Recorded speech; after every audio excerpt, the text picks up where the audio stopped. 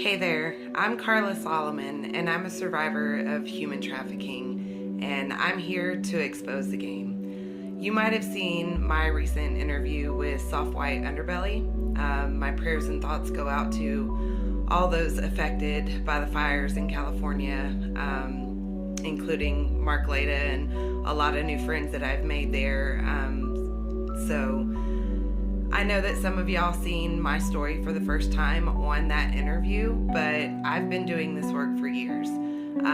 Today I train law enforcement, I help with sting operations, I assist survivors, I work with Homeland Security, I share my testimony, I testify as an expert in trials, I walk along other survivors as they testify against their traffickers in court, and I work and walk alongside survivors on a daily basis and do so much more. So I know I'm new here, but I'm not new to the game. I was trafficked as a runaway teen living on the streets, and I was trafficked again later in life.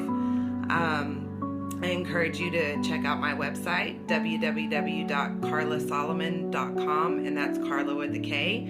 I will start posting videos here to expose the game. And I have some interesting topics that I think a lot of people are really curious about, such as why do buyers buy sex?